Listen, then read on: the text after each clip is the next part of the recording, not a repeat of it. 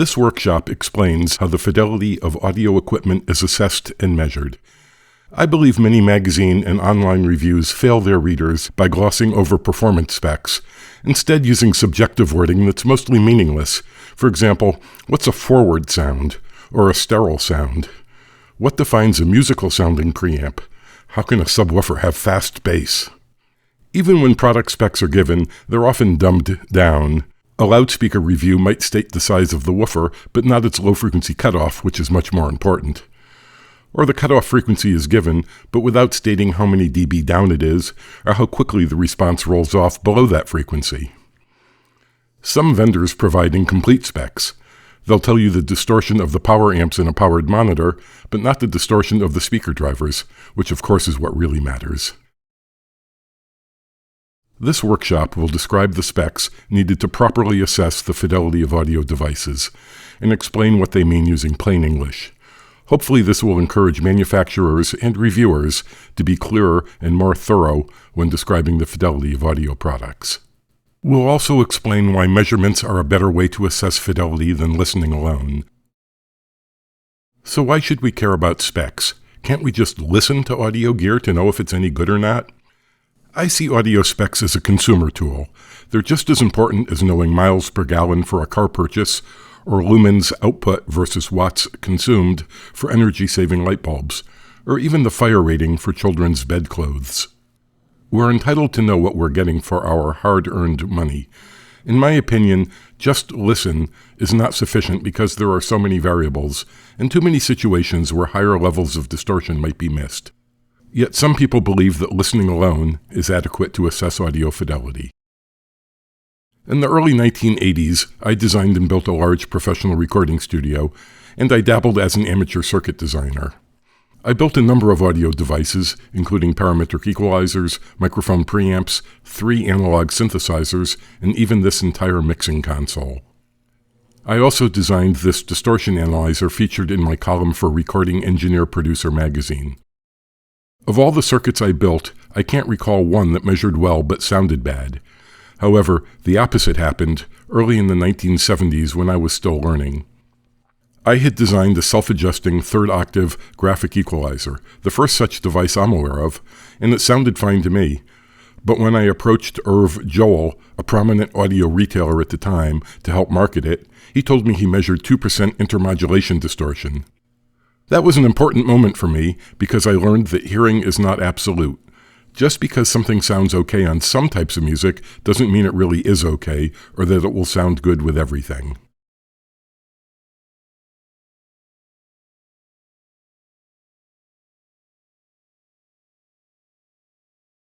One common myth is that fidelity is not fully understood, so two devices may measure the same yet sound very different.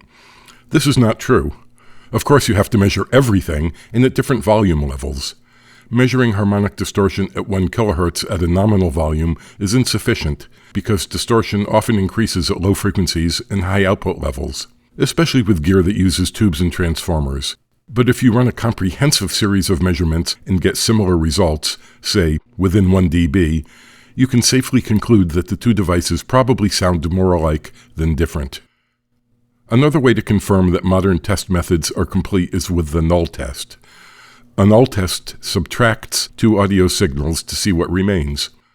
Subtracting is done by reversing the polarity of one source, then mixing it with the other at exactly the same volume level. If the result is silence, you can be confident that both sources are identical. Further, if a residual signal does remain, its level shows the extent of the difference. You can assess the nature of a residual signal either by ear or with an FFT fast Fourier transform analysis as shown here. For example, if one source has a slight low-frequency roll-off, the residual after nulling will contain only the low frequencies that are affected. And if one source adds a strong third harmonic to a sine wave test tone, the difference will contain only that added content. Nulling has been used to measure distortion since the 1940s. More modern analyzers can measure everything that affects fidelity with great precision at levels far softer than any human can possibly hear. If there really was some aspect of audio fidelity that science was unaware of, it would have been revealed years ago by nulling. I'll also mention the Rane library, which has many excellent articles about measuring audio fidelity. Perhaps the most important spec of all is price. Thankfully, even budget gear these days is a lot better than what old-timers like the guys on this panel used back in the 1960s and 70s. But still, I believe that vendors and magazine writers do us a disservice when they minimize specs and reduce reviews to, "It sounded good to me." However, there's a difference between high fidelity, accuracy of reproduction, and a pleasing character of sound. The former is easily measured, but the latter is subjective and must be assessed by listening. There's also a difference between creating pleasing tones in a studio and reproducing a finished mix where accuracy is the best policy. The mixing engineer is responsible for making the music sound good using every means possible. But thereafter, high fidelity is needed to maintain that sound until it reaches the listener's ears. So while you can't measure a listener's enjoyment, you can absolutely measure and specify the fidelity of audio gear.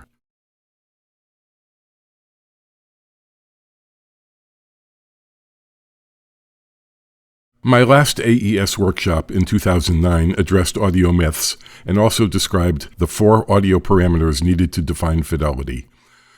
I won't belabor those parameters in detail again, but I'll mention them briefly since they're at the core of this discussion. My previous AES workshop is also available as a video, and it's linked in the description for this video. By definition, high fidelity means how faithful a copy is to its source. Only 4 parameters are needed to define everything that affects the fidelity of audio equipment: noise, frequency response, distortion, and time-based errors. Noise determines the softest level that can be captured in a recording. With modern digital systems, the background hiss is much lower than the ambient room noise picked up by the microphones. Subsets of noise are AC power hum and buzz, vinyl record clicks and pops, left-right channel bleed-through or crosstalk, and even doors and windows that rattle and buzz when playing music loudly. Frequency response describes how uniformly an audio device responds to various frequencies. Errors are heard as too much or too little bass, mid-range, or treble. Subsets of frequency response are mechanical resonance, acoustic resonance, and electronic ringing, such as boosting a parametric equalizer using a high Q setting. Distortion is more technically called nonlinearity, and it adds new frequencies not present in the original source. Nonlinearity occurs when a circuit amplifies some voltages more or less than others, which changes the wave shape. Nonlinearity can flatten waveform peaks, as shown at left, or create a level shift called crossover distortion as the wave passes through zero, as at right. Peak compression occurs when electrical circuits and speaker drivers are pushed to levels near their limits. There are 2 basic types of distortion, harmonic and intermodulation, and both are caused by the same nonlinearity, and so they always occur together. Intermodulation distortion requires 2 or more frequencies to be present, and it creates new sum and difference frequencies. IM distortion is generally more audible and more damaging than harmonic distortion because the added frequencies are not always related musically to the source. I'll address this in more detail soon. Time-based errors affect pitch and tempo. When the hole in a phonograph record isn't perfectly centered, the pitch rises and falls with each revolution. That's called wow. Analog tape recorders have a related artifact called flutter that's much faster and adds a warbling effect. The timing error in digital devices is called jitter, but the frequency change is so rapid it manifests as noise or distortion rather than vibrato. When assessing fidelity, these 4 parameter categories are all we need for any audio gear.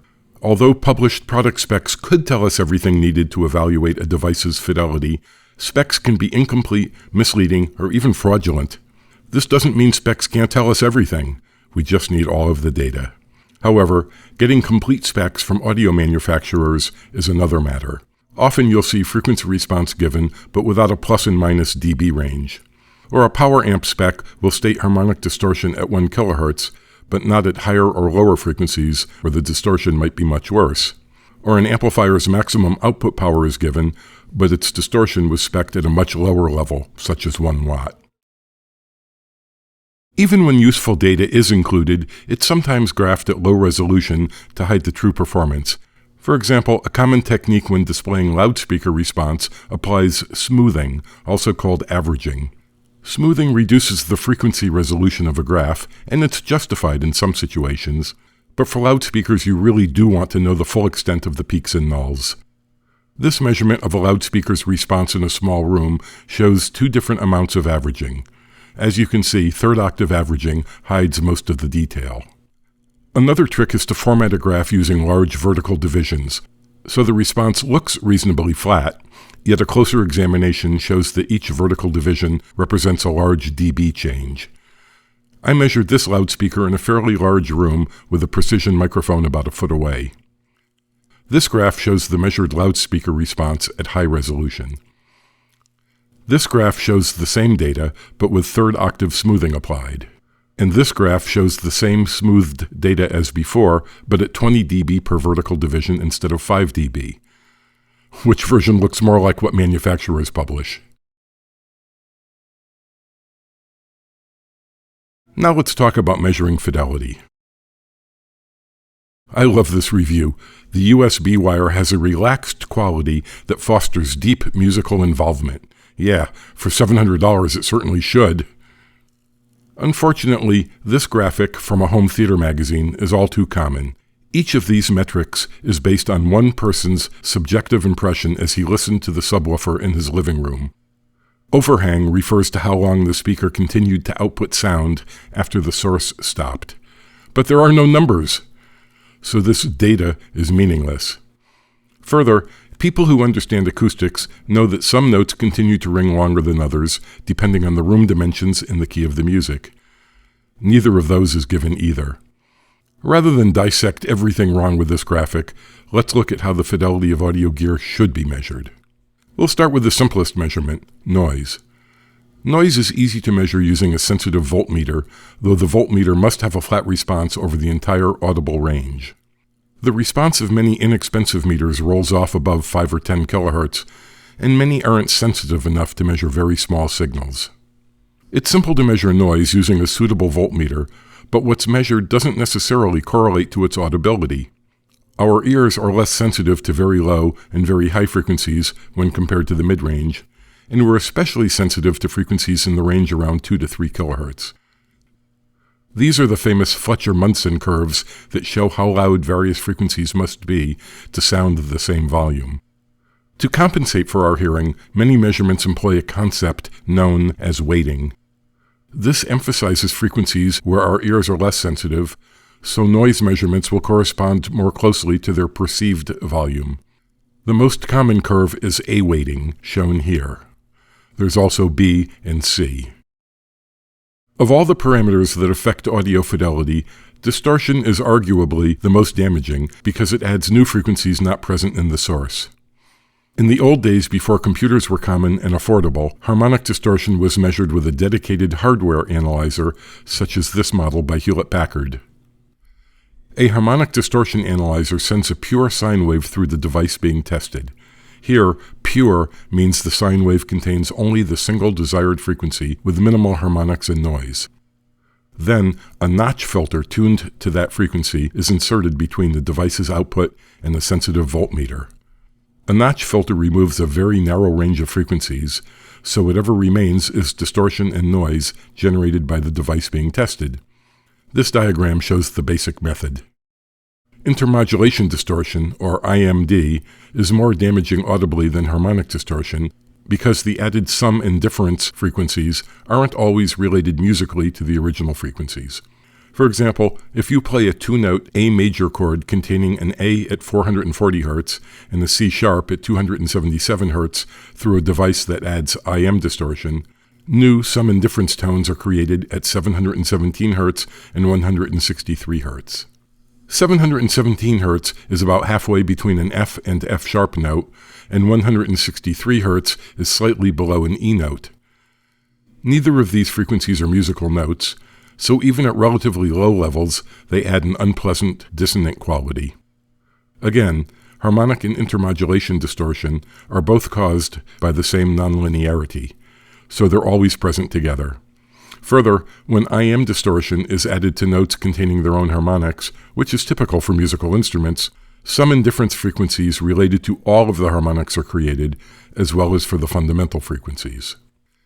Intermodulation distortion is measured using 2 test tones instead of only one, and there are 2 methods. The ITU-R method shown here uses 19 kHz and 20 kHz at equal volume levels, and measures the level of the 1 kHz difference tone that's generated. The SMPTE method instead sends 60 Hz and 7 kHz tones through the device being tested, with the 60 Hz sine wave 4 times louder than the 7 kHz sine wave. Professional audio analyzers are very expensive, but you can do many useful tests using only a Windows or Mac computer with a decent quality sound card and suitable software. I use the FFT tool in Sony SoundForge to analyze frequency response, noise, and distortion. For example, when I wanted to measure the distortion of an inexpensive sound card, I created a pure 1 kHz sine wave test signal. I played the tone through a high-quality sound card having known low distortion, then back into the budget sound card which recorded the tone. As you can see, a small amount of high-frequency distortion and noise above 2 kHz was added by the inexpensive sound card. But the added artifacts are all more than 100 dB softer than the sine wave, so they're unlikely to be heard. Earlier I mentioned that our ears are more or less sensitive at different frequencies, which dictates how loud noise and distortion artifacts must be to be heard. Another factor is the masking effect. Masking is an important principle because it affects how well we can hear one sound in the presence of another sound. If you stand next to a loud motorcycle, you won't hear someone talking softly 5 feet away. Masking is strongest when the loud and soft sounds have similar frequency ranges. So when playing an old Led Zeppelin cassette, you might hear the tape hiss during a bass solo, but not when the cymbals are prominent. Likewise, you'll easily hear a low-frequency AC power line hum when only a tambourine is playing, but maybe not during a timpani solo. Therefore, the frequency distribution of the artifacts added by a device affects its audibility due to both Fletcher-Munson as well as the frequencies present in each source. These days it's common to combine harmonic distortion, noise, and hum together into a single THD plus noise spec. This is expressed as either a percentage or number of dB below the device's maximum output level. If an amplifier adds 1% distortion, that amount can be stated as 40 dB below the original signal. A-weighting is usually applied because it improves the measurement, and that's fair as long as the use of A-weighting is stated. There's nothing wrong with combining noise and distortion into a single figure when their sum is safely below the threshold of audibility. But when distortion artifacts are loud enough to be audible, it can be useful to know their specific makeup. For example, low-frequency artifacts are less objectionable than higher frequencies, and distortion at frequencies around 2 to 3 kHz are noticed more compared to harmonics at other frequencies. Again, this is why A-weighting is usually applied to noise and distortion measurements, and why using weighting is not unfair. This brings us to audio transparency. As we've seen, the main reason to measure audio gear is to learn if a device is good enough to sound transparent. All transparent devices, by definition, sound the same because they don't change the sound enough to be noticed, even when listening carefully. But devices that add audible distortion can sound different, even when the total measured amounts are the same. A-weighting helps relate what's measured to what we hear, but some types of distortion are more objectionable, or even more pleasing than others. For example, harmonic distortion is considered musical, where IM distortion is not. But what if you prefer the sound of audio gear that's intentionally colored? Adding color in the form of distortion and EQ is proper and valuable when recording and mixing. During the creative process, anything goes, and if it sounds good, then it is good. But a playback system should strive for transparency, whether it's the monitors in a professional recording studio or the hi-fi speakers in your living room. Recording engineers need accurate monitoring to know how the recording really sounds, including any coloration added intentionally. But with a consumer system, you should hear exactly what the producers and mix engineers heard. You'll enjoy their artistic intent only if your own system adds no further coloration of its own. But is transparent good enough? Even if a device is audibly transparent, that doesn't necessarily mean it's good enough, or that there's no benefit from even better performance. Audio typically passes through many devices in its long journey from the studio microphones to a consumer's loudspeakers, and what we eventually hear is the sum of degradation from all the devices combined. Not just distortion and noise, but also frequency response errors. When audio passes through 5 devices in a row that each have a modest 1 dB loss at 20 kHz, the net response is 5 dB down at 20 kHz. I reject the notion that the standard metrics for harmonic and IM distortion are irrelevant, as is sometimes claimed. Yes, a single number is not useful, and masking doesn't hide higher-order artifacts farther away from the source frequencies, so it's important to know all the measurement details. But the arguments I've seen that dismiss normal distortion tests are not compelling to me because they use contrived distortions, such as shown here, that don't occur naturally in audio circuits. As explained earlier, most audio circuits distort via 2 basic mechanisms: clipping at the peaks, both abrupt and gradual, and crossover distortion. Crossover distortion also occurs with analog tape due to a magnetic effect called hysteresis. To my way of thinking, distortion is more about the audibility of artifacts, regardless of their type or cause. If the sum of all artifacts is 80 dB or more below the music, which is common for modern electronic gear, the distortion won't be heard regardless of its makeup. 40 years ago, when 1 to 5% distortion was common, especially with tube gear, the nature of the distortion really did matter. Some distortions have a buzzy sound, and others are more thick and grainy. But these days, other than loudspeakers and microphones, audio devices are mostly transparent, so the specific nature of the distortion and its frequencies is irrelevant. Soft clipping, hard clipping, high order harmonics or low order, it just doesn't matter as long as it's all too quiet to hear. Well, that's certainly enough from me for now. Let's hear from some of the other panelists. When I was working for a living, one of the things that I was doing was writing specifications for buying stuff. What I learned from that was that a specification isn't what you see in the marketing materials where they list all these various parameters and put numbers to them. A specification is something that the designers use. When a product is designed, they get together and they say, here's what we want it to do. We want it to have less than this % distortion. We want it to have that much maximum output level. And when they design the product, they test the product against the specification. Then it goes to the marketing department, and the marketing department makes up the spec sheets that are put in the manuals and put in the ad copy and put on the websites. But those are not really specifications. If you're lucky, it's test data, performance and tests. They conduct a test. They don't necessarily tell you what test they did, how they measured THD, for example, but they tested it, they got a number, and that's what we see. This can be useful data, but you need to know how it was measured, and you need to believe that was a legitimate way to measure it for your application. I cobbled up a little demonstration here. I set up a chain and calibrated it so that at nominal level, I had 5% THD as measured on an NTI minilyzer. I had 2 kinds of distortion. One was clipping, just generated by driving the preamp a little hard.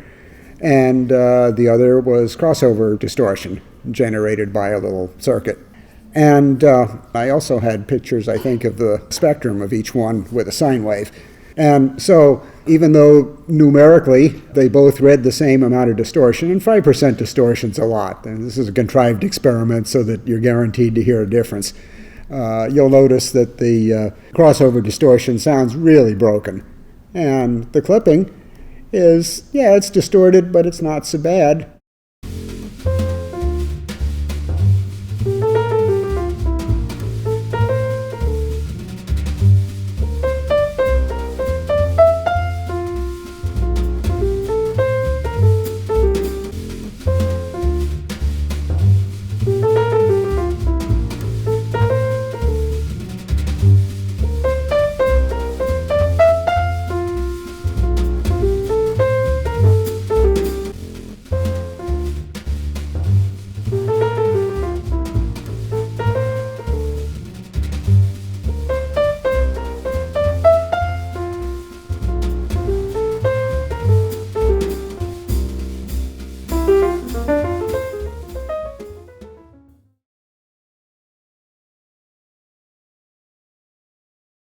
My background is mostly in microphones, so I was going to talk a little bit about some of the things that you see on microphone datasheets which don't really match reality all that much.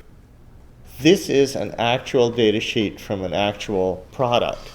It's really totally content-free.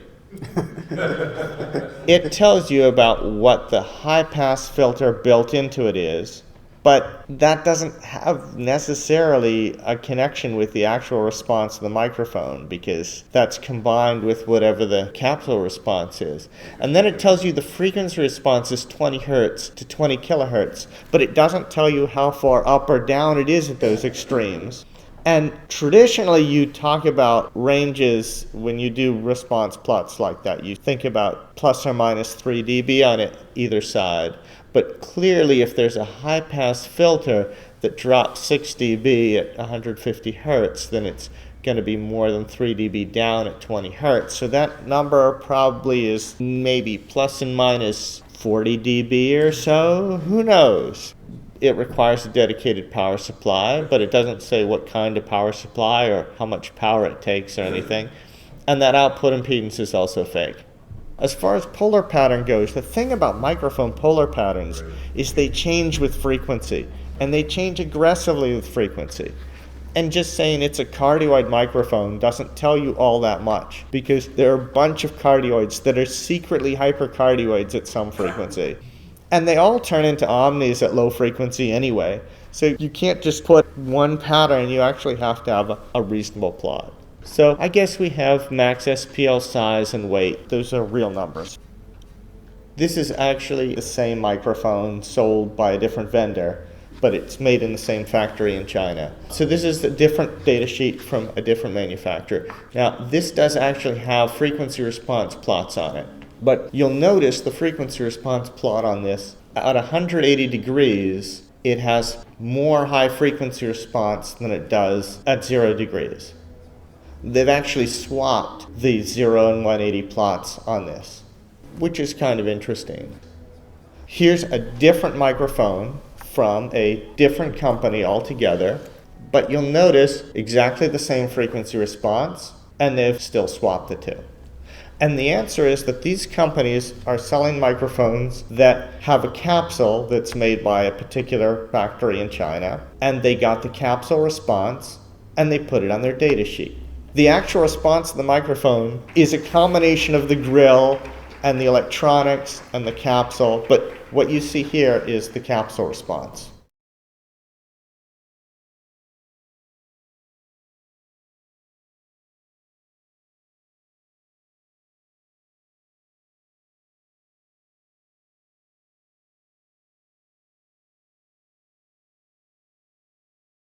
Now let's consider some other important audio specs.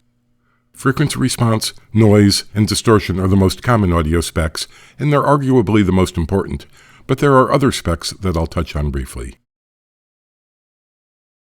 First up is impedance. The input impedance of a circuit determines how much of a load it presents to the device driving it. If we use the analogy of levers and springs, a high impedance is like a loose spring that compresses easily, and a low impedance requires more effort to move. This graphic could be shown as a simple downward force on the spring, but I added a lever to show how a transformer affects the ratio between distance and torque, which is the same as voltage versus current. Moving the pivot along the length of the lever varies the ratio of input to output impedance. Years ago, when the audio industry was concerned mainly with telephone systems, devices were connected using a method called impedance matching. Audio equipment had an input and output impedance of 600 ohms, which transfers the maximum amount of power from one device to another.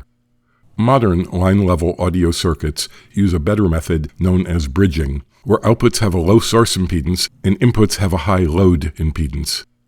This method allows driving long wires without loss due to wire resistance, and also lets one output drive many inputs at once without distortion.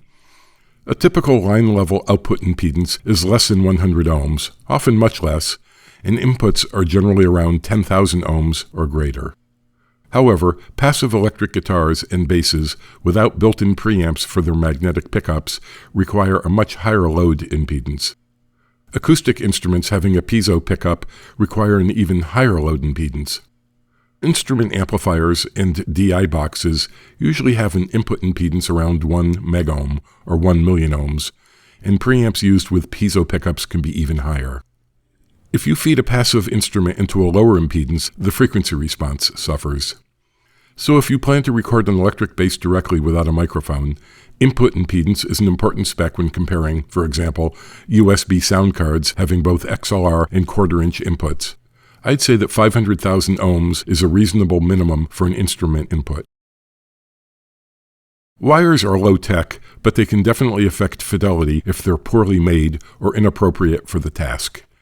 For example, wires that are poorly soldered or crimped can become intermittent or even add distortion as the marginal connection acts like a diode passing AC signals more in one direction than the other.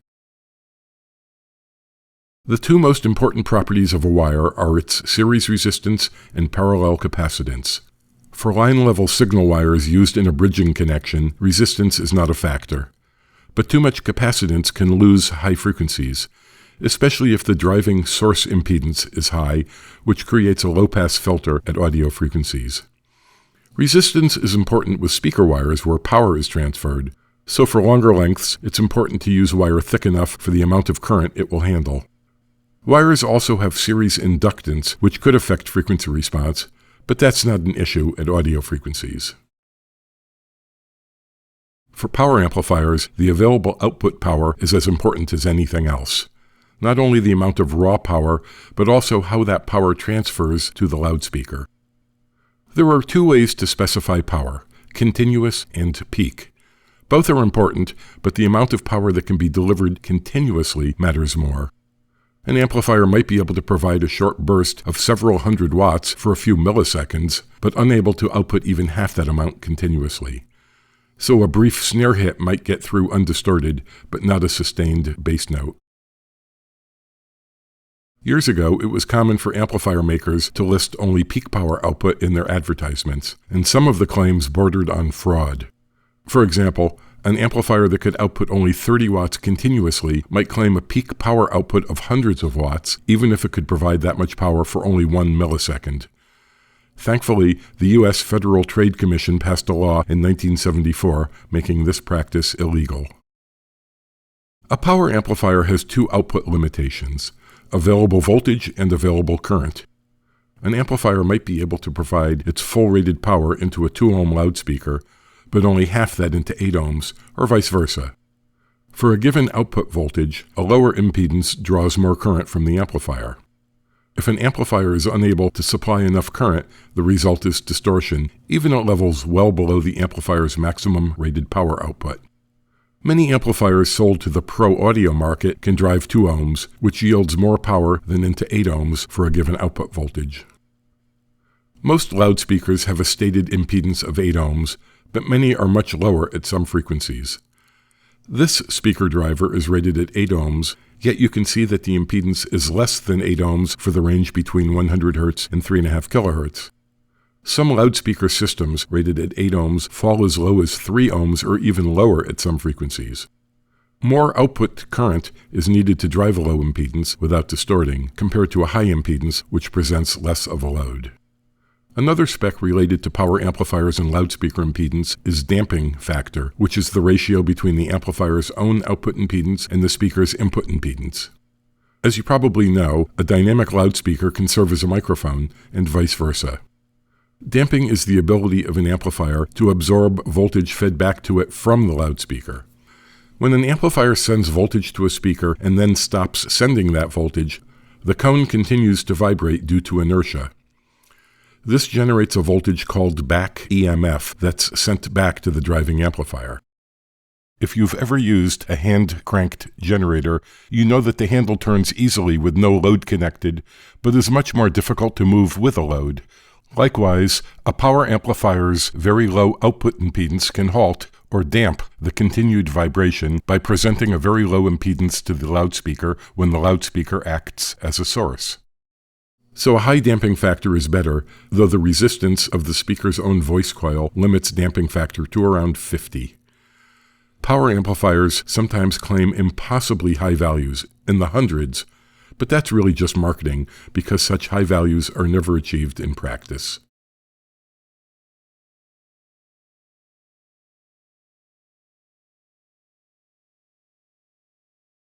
Slew Rate describes how quickly a device's output voltage can change, and it's expressed in volts per microsecond. This is different from frequency response, which is independent of output voltage. If a power amplifier is 3 dB down at 50 kHz, it will be reduced that much whether the signal is 1/10 of a volt or 10 volts.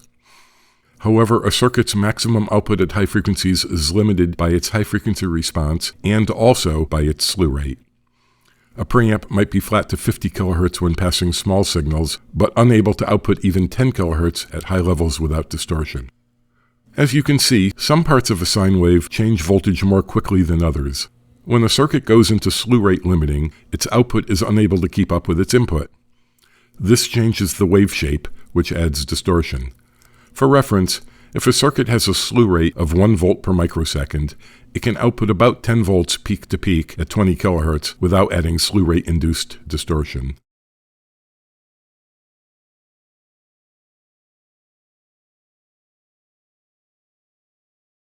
Earlier I mentioned wow with phonograph records, flutter from analog tape recorders, and jitter with digital devices. All three of these are timing errors. Since this is the 21st century, I'll skip the first two and address only jitter. Where wow and flutter modulate the pitch of the music higher and lower, jitter manifests as FM sidebands. These are noise-like artifacts that are added to the music. Depending on the nature of the jitter and its cause, the sidebands may be harmonically related or unrelated to the music. So jitter might manifest more as noise or more as distortion. Either way, jitter audibility depends on both the loudness of the artifacts and the masking effect mentioned earlier. Of course, jitter artifacts show up in the standard distortion test anyway. As you can see in this graph, the noise spectrum of jitter rises at higher frequencies. You can see that the noise from jitter less than about 1 nanosecond is softer than the noise floor of a CD at most frequencies. We've all heard tape hiss many times, but I've never heard hiss from a CD. So 1 nanosecond seems low enough to be confident that the jitter won't be audible.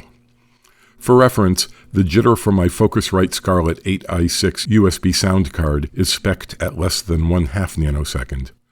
The 8i6 is a mid-level prosumer device that costs $250. Aliasing is another artifact related to digital audio, but it's too soft to hear in modern devices. Aliasing is similar to IM distortion because new sum and difference frequencies are created that may not be related musically to the source. In this case, one source frequency is the incoming audio, and the other is the sample rate. All digital converters include steep filters to remove frequencies higher than half the sample rate, which avoids aliasing.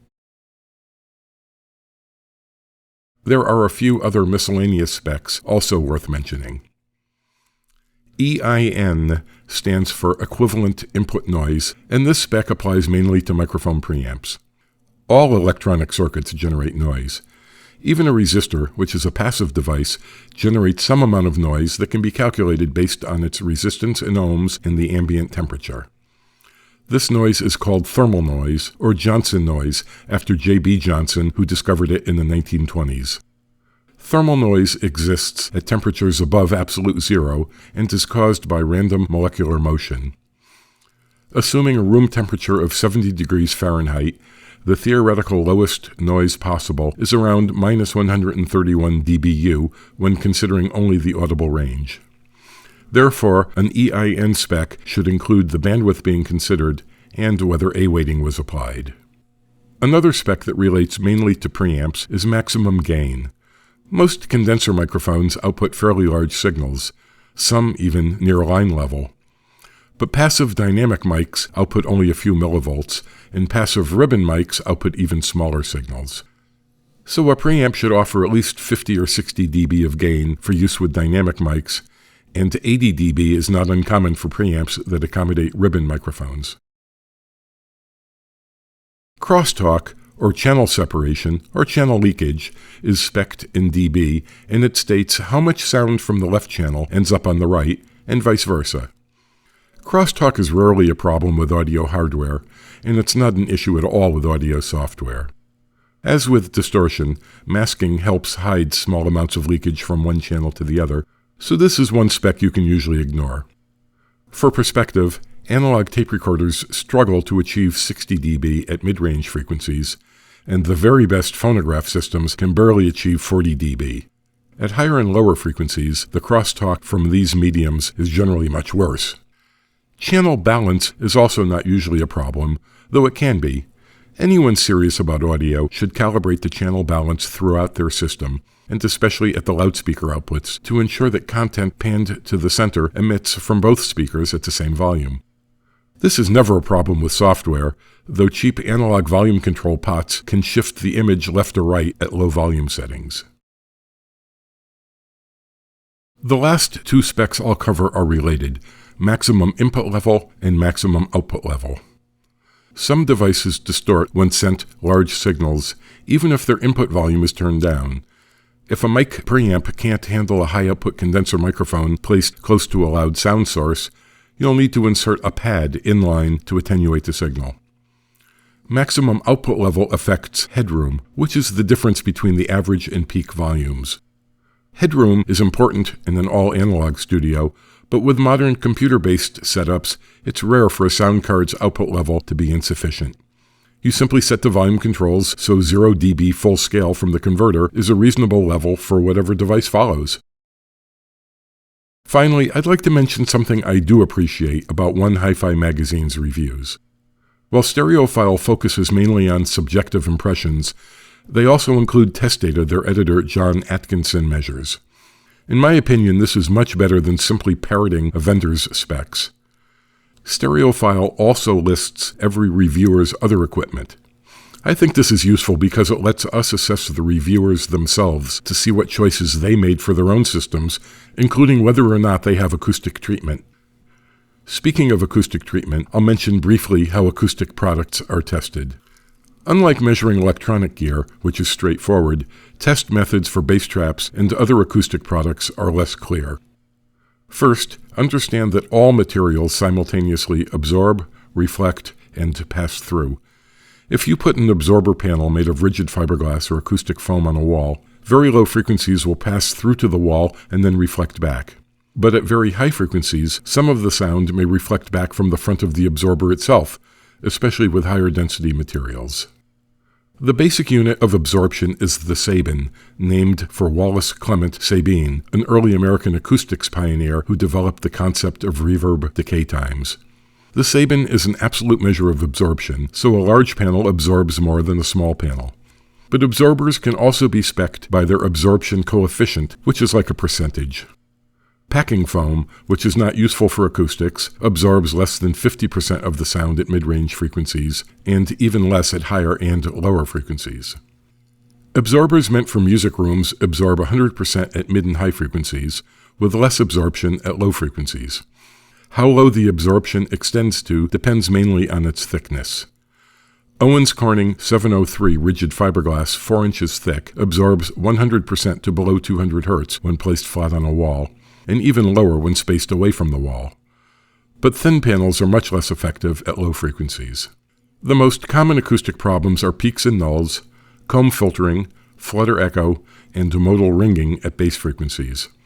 All of these can be solved using absorption, though many studios and listening rooms also employ diffusion. Diffusion scatters sound waves in different directions rather than absorbing them. This avoids the problems caused by reflections from nearby surfaces, but without reducing the acoustic energy in the room as much as absorption does. Where absorbers are 100% effective down to a given low-frequency roll-off, diffusers are more effective at mid-range frequencies. For a QRD diffuser like this, the depth of its wells determines how low the diffusion extends to. The well width dictates its highest effective frequency. A complete discussion of how acoustic treatment is tested goes far beyond what I can present here, but I want to explain why some acoustic specs are less useful than we'd like.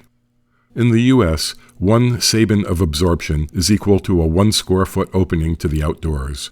So an open window that's 2 by 2 feet has an absorption of 4 Sabins because the open area is 4 square feet. All of the sound reaching the opening passes through to the outside, and none is reflected back. Again, the Sabin is an absolute amount rather than a percentage, so a large opening absorbs more than a small opening. The problem with absorption coefficients is they're dimensionless. A very small absorber can claim performance identical to a larger product that performs much better. Another problem is the test methods themselves. The vast majority of acoustic absorbers are not sold to the audio industry.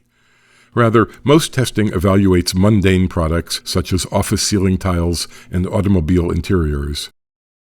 The standard method defined by the ASTM places at least 60 square feet of material on the floor of a highly reverberant room, with only the top surface of the material exposed. The room's reverb time is then measured at the standard third octave frequencies with and without the material present. Absorption is calculated based on how much the reverb times were reduced in each band. But absorbers meant for audio and music are often placed straddling corners for bass trapping, or mounted away from the wall or ceiling, allowing the rear surface to also absorb. As you can see, it's impossible to orient multiple corner-shaped absorbers so only their front surface is exposed. A similar problem exists with exposed panel edges. As you can see, the edges of a panel 4 inches thick add fully 50% to the total absorbing surface. Many commercial absorbers are built this way intentionally, with the edges exposed. So for panels having exposed edges, placing them adjacent with the edges blocked, as the ASTM standard requires, unfairly reduces the measured absorption. If you're interested in learning more about how acoustic products are tested, my article from Sound and Vibration magazine is available on the Real Traps website, also linked in the description for this video. Well, that wraps it up. Thanks very much for watching.